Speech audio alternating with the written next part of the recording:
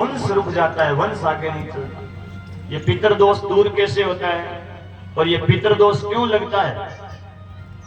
पितृदोष इसलिए लगता है, हमने अपने पितरों का कभी श्राद्ध नहीं किया, तर्पण नहीं किया, पितरों के निमित्त कुछ काम नहीं किया, तो महाराज वो पितर ऊपर से श्राप देते हैं, इसने हमें, हमारे पीछे तो इसने कुछ किया ही नहीं है, जाओ इसको श्राप देता हूं, इसके कोई बेटा जन्मेगा ही नहीं और ये मरेगा तो मेरे जैसे ऐसी धूल उड़ाते जाएगा, इसके पीछे कोई पानी देने वाला नहीं बचेगा। ये पितृदोष दूर कैसे? देखो, हम सब देवताओं की पूजा करते हैं, देवता राजी होकर के उतना नहीं दे सकते जिससे 4 गुना ज्यादा हमारे पितर प्रसन्न हो गए ना, देवताओं से 4 गुना ज्यादा हमने। और जिसके पूर्वज, जिसके पितर राजी हो, उसके घर में संतति यानी संतान की और संपत्ति यानी कि धन की कभी कमी नहीं रहती, जिसके पूर्वज बडेरे राजी हो।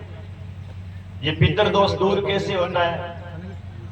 आपके पास धन बहुत है, आप सोचो कि धन से पितरों को राजी कर लेंगे, तो भाई ये वहम मत पालना, धन से पितर कभी राजी नहीं होते, धन से पितर कभी राजी नहीं होते। यदि हमारे मन में श्रद्धा है और श्रद्धा से कोई व्यक्ति श्राद्ध करे तो श्रद्धा से पितर राजी होते हैं। पितरों को नियम की आवश्यकता होती है,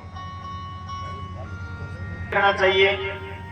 ये पितर दोष दूर कैसे होता है? श्राद्ध होता है जिसका नाम है पार्वण श्राद्ध, जिसको मारवाड़ी में कहते हैं पितरा मेला। पिता की माता की मृत्यु के 2 साल के बाद जो पहला श्राद्ध आता है उसको कहते हैं पितरा मेला, और संस्कृत में कहते हैं पार्वण श्राद्ध। जो कोई पार्वण श्राद्ध करता है उसके घर का पितर दोष दूर होता है। देखो, हमें पितरों को प्रसन्न करना हो, यदि हम अपने पितरों को प्रसन्न करना चाहें तो जिस दिन श्राद्ध होना उस दिन घर में नियम की आवश्यकता होती है। श्राद्ध में नियम का क्या ध्यान रखना चाहिए? जिस दिन पितरा मेला हो उस दिन या तो 3 ब्राह्मणों को घर में जिमाओ, भोजन जिमाओ। इसका भी नियम है, कितने ब्राह्मणों को जिमाना, या 5 ब्राह्मण को जिमाओ, या 9 ब्राह्मण को जिमाओ, या 13 ब्राह्मण को जिमाओ, ज्यादा नहीं तो कम से कम 1 को जिमा दो। 2 को मत जिमाओ, 4 को मत जिमाओ, 6 को मत जिमाओ, ये नियम है। बाकी दूसरे दिन आप जितने मर्जी जिमाओ, लेकिन जिस दिन आपने श्राद्ध किया है उस दिन या 1 जिमाओ, या 3 जिमाओ, या 5 जिमाओ, या 9 जिमाओ, या 13 जिमाओ। एक जिस दिन घर में पितरों का श्राद्ध हो उस दिन परिवार के लोगों को शरीर के ऊपर साबुन नहीं लगानी चाहिए, उस दिन घर के कपड़े धोने नहीं चाहिए, नहीं तो वो मेल का गंदा पानी पितरों को पीना पड़ता है। जिस दिन श्राद्ध होता है उस दिन हाथ से इतना सा जल दिया हुआ भी पितरों को मिलता है, इसलिए श्राद्ध वाले दिन सावधानी बड़ी रखनी चाहिए। जिसके घर में पितर प्रसन्न हो गए, मैं कहता हूं उसके घर में किसी चीज की कमी नहीं रह सकती है। पितरों का आशीर्वाद मिल गया तो महाराज संतति संपत्ति दोनों ही चीज की हमेशा घर में बढ़ोतरी होती है। अब बताना मेरा कर्तव्य, मैं आपको बता दूं, शास्त्रों की बात है, व्यासपीठ से नहीं बताऊं तो दोष का भागी मैं होऊंगा। कई करेंगे कई नहीं करेंगे, करना आपकी मर्जी है, बताना मेरी मर्जी है। एक कोई मान लो एक आदमी ने कुआं खुदवाया और एक अंधा आदमी उस कुएं की तरफ जा रहा है, और वो अंधा आदमी उस कुएं के अंदर गिर रहा है और एक आंख वाला आदमी उस कुएं के अंदर गिरते हुए अंधे आदमी को देख रहा है, लेकिन देखते हुए भी बता नहीं रहा है। तो बताओ भाई, इसका दोष किसको लगेगा? वो अंधा गिरेगा तो क्या जिसने कुआं खुदवाया उसको दोष लगेगा, या उस अंधे आदमी को आत्महत्या का दोष लगेगा, या फिर जो आंखों के होते हुए भी देख रहा है लेकिन बता नहीं रहा है? बताओ दोष किसको लगेगा? जो देख रहा है लेकिन बता नहीं रहा। तो बताना मेरा कर्तव्य है, शास्त्र की बात, करना नहीं करना वो आपके घर की बात है, लेकिन शास्त्र के क्या कहता है श्राद्ध के विषय में ध्यान देना। महाराज, श्राद्ध में श्रद्धा की आवश्यकता है। जिस दिन घर में श्राद्ध हुए उस दिन घर में केले का फल मत लो। पितरों को, बडेरों को कभी केले का फल चढ़ता नहीं है, वो ग्रहण ग्राह्य नहीं होता है। एक जिस दिन कागोड़ घालो पितरों की, उस दिन महाराज बेसन की मिठाई मत बनाओ।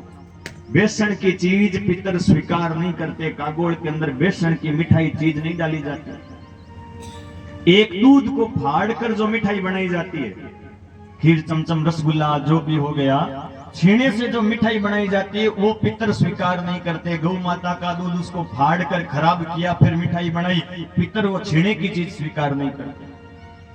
सबसे बढ़िया शास्त्रों में भोजन क्या बताया श्राद्ध वाले दिन?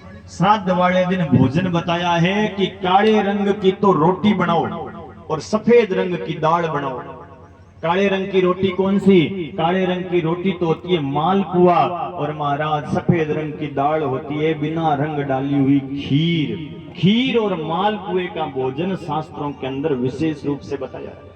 उस मालपुए में जितने छेद होते हैं ना, कहते उतने ही नरकों से जीव का उद्धार हो जाता है। जितने छेद होने चाहिए उस मालपुए के अंदर भी वो माताएं बहनें बनाती है, बनाने का तरीका होता है उनका। और क्या नियम है? श्राद्ध का नियम है, जिस दिन घर में श्राद्ध हो उस दिन तुलसी का पत्ता घर में जरूर लाओ। ब्राह्मण को भोजन जिमाओ तो भोजन जिमाते समय चांदी का पात्र हुए तो बढ़िया है, ये स्टील का मत ले। कोशिश करो चांदी का कोई पात्र हुए, थाली हुए, लोटा गिलास चांदी का। चांदी का नहीं हुए तो महाराज 3 बार चांदी की कोई अंगूठी लगा करके थाली के चांदी चांदी चांदी ऐसा बोल दो तो भी महाराज वो पूर्ति हो जाती है, लेकिन कोशिश करो। और नियम क्या बताया? उस दिन घर के अंदर गंगा जल जरूर रखो। जिस दिन घर में श्राद्ध हुए उस दिन दही जरूर रखो। जिस दिन घर में श्राद्ध हुए उस दिन अपनी बेटी के बेटे को यानी अपने दोहिते को घर में जरूर बुलाओ। जिस दिन घर में श्राद्ध हुए उस दिन अपनी बहन के बेटे यानी कि अपने भांजे को घर में जरूर बुलाओ। अपनी संवासनी को घर में जरूर बुलाओ। पास में ब्राह्मण हुए तो विद्वान जानकार ब्राह्मण को जरूर बुलाओ और विधि विधान से पितरों का श्राद्ध कराओ। यदि धन नहीं है, पास में कुछ नहीं कर सकते तो भी श्राद्ध जरूर करो।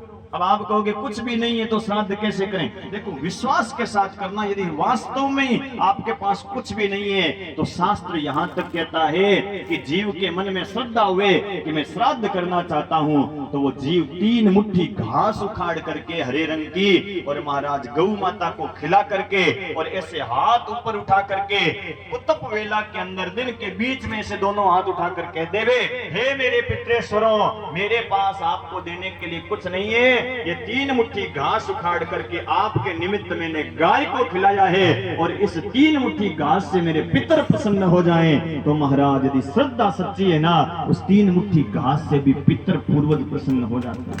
लेकिन नियम का ध्यान होना चाहिए।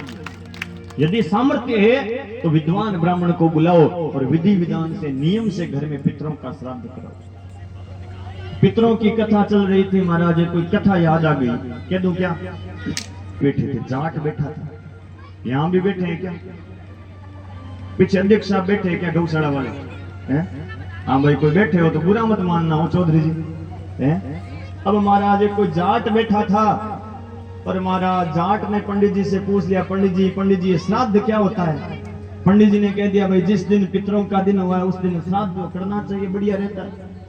जाट कहता है मेरे तो पितरों का दिन कल ही है, फिर मेरे भी करा दो पंडित जी श्राद्ध। पंडित जी कहते हैं करा देंगे, हमारा तो यही काम है। अब जाट कहता है पंडित जी फिर सामान क्या चाहिए, सामान लिख दो। पंडित जी ने सोचा चौधरी पहली बार श्राद्ध करा रहा है, घरेलू सामान लिख देते हैं। श्राद्ध में घरेलू सामान क्या चाहिए? गाय का गोबर चाहिए, गोमूत्र चाहिए, तिल चाहिए, ये विशेष सामग्री होती है। पंडित जी ने लिख दिया गोबर, गोमूत्र, तिल। चौधरी जी कहते हैं तो फिर पंडित जी भोजन? बोले ऐसा है चौधरी जी, भोजन किसी के घर का करते नहीं है तो ना हमें रसोई पहुंचा देना, सूखी रसोई ले लेंगे। बोले ठीक है, कल करना है श्राद्ध। जाट घर चला गया, सामान लिखा था गोबर, गोमूत्र, तिल। अब जाट को पता नहीं था कि कितना गोबर लाना है, कितना गोमूत्र लाना है, कितना तिल लाना है। श्रद्धा बहुत थी वो जाट की, चौधरी की श्रद्धा बहुत थी। जाट ने सोचा भाई ब्राह्मणों की आदत है सामान के लिए चक्कर बहुत कटवाते हैं, इसलिए एक साथ ही ज्यादा ही ले आते हैं। जाट के गाय बहुत थी, कुंडा पावड़ा लेकर गया गौशाला में, दुनिया भर का गोबर इकट्ठा करके आंगने में गोबर का पहाड़ लगा दिया। आगे लिखा था गोमूत्र, एक 20 लीटर की बाल्टी लेकर के गया, गोमूत्र की बाल्टी लेकर के आ गया। फिर लिखा था तिल, किसान आदमी था, खेत में तिल बहुत हुए थे, तिल की बोरी ला करके आंगने के अंदर रख दी। सवेरे सवेरे गया, पंडित जी आओ मेरे श्राद्ध करना है। पंडित जी कहते हैं चौधरी जी सामान ले आए। जाट कहता है जैसा थोड़ा बहुत मिला था ले आया, कम ज्यादा हुए तो आप बता देना। अब पंडित जी घर में गए, घर के अंदर प्रवेश करते ये गोबर का पहाड़ बना हुआ है, गोमूत्र की बाल्टी रखी हुई है, तिल की बोरी रखी हुई है। पंडित जी ने सोचा भोला जाट है, कोई बात नहीं, जैसा भी सामान लाया श्राद्ध कराना है, हमें तो अपना कर्म कराना है। जाट कहता देखो पंडित जी, श्राद्ध में पहली बार करा रहा हूं, मुझे श्राद्ध की विधि मालूम नहीं है, आप ना बढ़िया से श्राद्ध करा देना, आपकी भोजन में, दक्षिणा में, रसोई में कमी नहीं रखूंगा। पंडित जी कहते हैं चौधरी जी ऐसा है, जैसा मैं बोलूं वैसा करते जाना, जैसा मैं करूं वैसा करते जाना, श्राद्ध अपने आप ही बढ़िया हो जाएगा। अब महाराज जाट ने कहा ठीक है। जाट की एक आदत होती है, जाट या तो किसी बात को पकड़ता नहीं है, और यदि पकड़ लेता है ना तो फिर जाट छोड़ता और नहीं है। नियम होता है जाट, या तो पकड़ेगा नहीं। अब महाराज पंडित जी ने कहा आसन पर बैठो। जाट बैठ गया। पंडित जी ने हाथ में पानी लिया, जाट ने भी हाथ में पानी लिया। पंडित जी ने कहा ले संकल्प। जाट ने सोचा जैसा पंडित जी कहे वैसा कहना है, जैसा पंडित जी करे वैसा करना है। जाट भी कहता है ले संकल्प, क्योंकि जैसा पंडित जी बोले वैसा बोलना है, जैसा करे वैसा करना है। पंडित जी ने हाथ में पानी लिया, जाट ने भी लिया। जाट पंडित जी कहते ले संकल्प, जाट कहता है ले संकल्प। पंडित जी कहते हैं संकल्प तुझे लेना है, जाट कहता है संकल्प तुझे लेना है। पंडित जी कहते हैं मैं पागल हूँ क्या, जाट कहता है मैं पागल हूँ क्या। पंडित जी कहते हैं तू ही पागल है, जाट कहता है तू ही पागल है। अब महाराज दोनों जुटम जुटा। अब उस गोबर में कभी पंडित जी आवे, कभी चौधरी जी आवे। 2 घंटे तक श्राद्ध चला। पीछे महाराज चौधरानी हाथ जोड़ करके खड़ी थी, मन में विचार कर रही थी भाई ऐसे ही होता होगा श्राद्ध, पहली बार श्राद्ध करा रहे थे। 2 घंटे श्राद्ध चले। श्राद्ध के अंदर पंडित जी कहते हैं अरे छोड़, जाट कहता है छोड़। पंडित जी कहते हैं तू छोड़, जाट कहता है तू छोड़। पंडित जी कहते हैं मैं जाऊं, जाट कहता है मैं जाऊं। पंडित जी कहते हैं तू जा, जाट कहता है तू जा। अब महाराज पंडित जी तो वहां से भागे। अब ऐसे श्राद्ध में पंडित जी की धोती का जनेऊ का पता लगे क्या। पंडित जी घर गए, श्राद्ध करा के पसीने पसीने हो गए। घर में पंडितानी इंतजार कर रही थी। पंडितानी अब पंडित जी की जगह जगह वो श्राद्ध में चोटें लग गई थी। पंडितानी कहती आज ये क्या हाल बना लिया। पंडित जी कहते हैं ये तो तेरे सुहाग का सिंदूर ठीक था, जाट के पल्ले पड़ गया। अब इधर महाराज देखो जाट के मन में बिल्कुल भी खोट नहीं है, उसके मन में जरा भी खोट नहीं है। वो अपनी घरवाली से क्या कहता है देख चौधरानी कितना बढ़िया श्राद्ध करा के गए हैं, पंडित जी पसीने पसीने हो गए फिर भी श्राद्ध को छोड़ा नहीं है।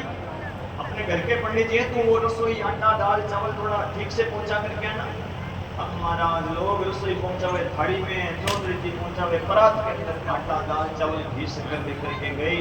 अब महाराज चौधरानी ने आवाज लगाई अरे पंडितानी जी अंदर देखला तो पंडितानी जी पंडित जी के चोटों पर घी लगा रहे। अब महाराज आवाज लगाई और चौधरानी कहती है पंडितानी जी ये आपके पंडित जी मेरे घर में श्राद्ध करा के आए थे, सो भोजन नहीं किया, रसोई लेकर के। अब पंडितानी कहती है अच्छा ऐसा श्राद्ध आप भी घर में करा के आए हैं। बोले हाँ मेरे ही घर में। अब पंडितानी को आया गुस्सा, हाथ में लिया डंडा। अब आगे आगे चौधरानी, पीछे पीछे पंडितानी। महाराज 3 किलोमीटर तक भगाया। भागते भागते चौधरानी मन में विचार करते लियो श्राद्ध विधि हाल कहीं चल रही है, हाल पूरा यही को। भागते भागते घर गई। घर में चौधरी जी कहते हैं चौधरानी रसोई पहुंचा के आ गई। चौधरानी कहते हैं चौधरी जी श्राद्ध करना है ना वो तो फिर भी सरल काम है, लेकिन रसोई पहुंचाना तो और ही कठिन काम है, 3 किलोमीटर भागना पड़ता है। तो भाई ऐसे मत कर देना। उस जाट का तो भगवान ने स्वीकार किया था। क्यों स्वीकार किया था देखो, बुरा मत मानना, क्योंकि उस जाट की श्रद्धा बढ़िया थी, उसका भाव बढ़िया था। और जाट की देखो भाई बोली कड़वी जरूर होती है थोड़ी सी, लेकिन जाट का हृदय भी कड़वा नहीं होता है। क्यों? क्योंकि गंगा मैया रिश्ते में जाट के क्या लगे, मैंने बताया था तीसरे दिन भाई लगती है गंगा मैया के, जाट रिश्ते में भाई लगता है। तो जाट का हृदय भी बड़ा पवित्र होता है। और जाट में तो ऐसे भगत हुए हैं भाई जिनके हाथ का तो ठाकुर जी ने खींचड़ा भी खा लिया था, कर्माबाई हुई थी। तो भाई देखो ये तो हंसने की बात है, परंतु नियम का क्या ध्यान रखना कि जिस दिन घर में श्राद्ध हुए उस दिन विधि विधान से पितरों का श्राद्ध कराना। मैं कथा सुना रहा हूँ सूर्यवंश के मानधाता नाम का राजा। तो महाराज मैं तो महिमा बता रहा था कि ऐसे ऐसे भगत भी हुए हैं जिन्होंने देखो भगवान को क्या क्या नहीं किया। अपने हाथरा रसगुल्ला ही सही नहीं खावे ठाकुर जी, पण कर्माबाई जाटनी हुई जिकारे हाथरा देखो भगवान खींचड़ो खा गया। किसा किसा भगत होया, आओ बाबा भगतारी महिमा गावा। किसा किसा भगत होया है जिकाने कृपा रे माई ने देखो ठाकुर जी बारे घरे खींचड़ो खाने भी गई।